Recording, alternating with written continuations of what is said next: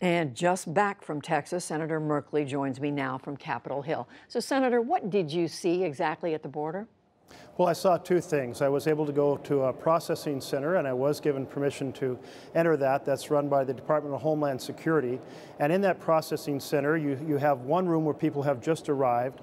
There are cyclone fence and post cages in which people are put. It was very, very crowded.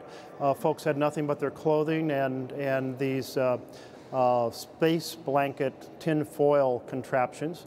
And then they went through processing, and then there was a warehouse with much larger units, also built with fences and fence posting. And there people were separated. Children were separated from their parents.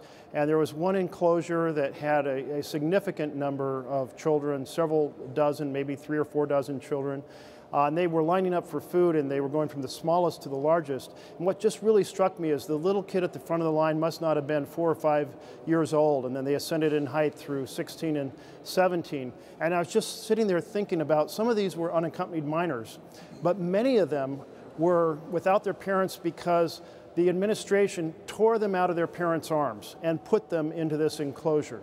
And these are folks who are applying for asylum. So they have experienced horrendous circumstances overseas, probably difficult circumstances getting to the border. They have in mind that Statue of Liberty and the fact that we are a nation of folks with ancestors who came to America escaping affliction.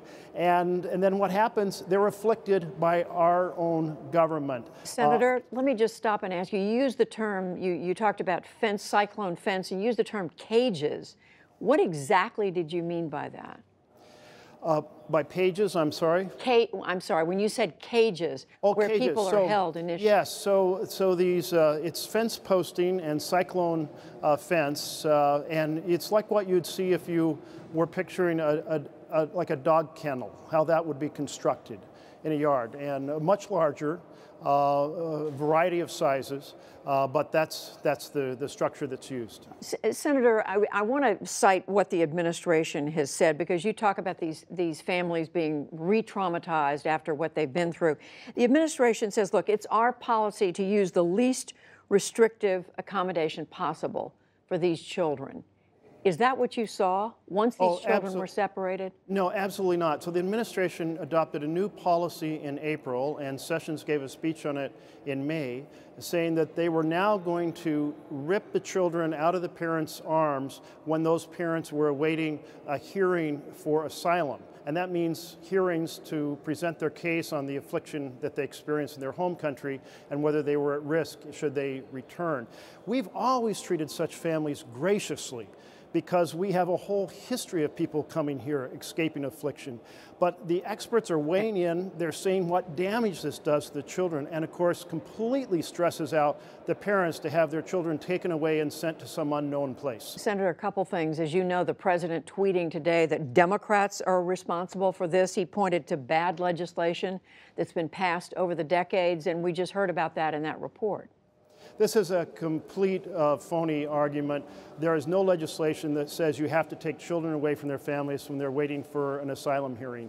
This is a policy that was debated inside the administration. They first debated it shortly after Trump came into office. They did a pilot project with it last summer. They were very consciously making an administrative decision to inflict this harm on the children in order to influence their parents. And Sessions confirmed that again today when he talked about we need to get the message out for people not to come. The argument was if we afflict the children, the parents will not come and seek asylum. The White House, again, I'm sure you've heard this today, the White House spokesman is saying, accusing you of, quote, irresponsibly spreading blatant lies, quote, smearing hardworking, dedicated law enforcement officials who are working at the border, and then goes on to talk about some things that have happened in your own home state where immigrants have been treated badly. Yes, the administration doesn't want to address the actual issue of their decision to afflict children to influence parents. And so they're changing the topic. They're running a smear campaign. They're attacking me on all kinds of things. Realize what that is. That's an enormous distraction. It's important for the media to go back to the administration and say, quit changing the topic. Why did you adopt this policy? Why are you inflicting harm on the children to influence the parents as you have described that you are doing? Senator Jeff Merkley of Oregon, just back from the border with Mexico. We thank you. You're welcome. Thank you, Judy.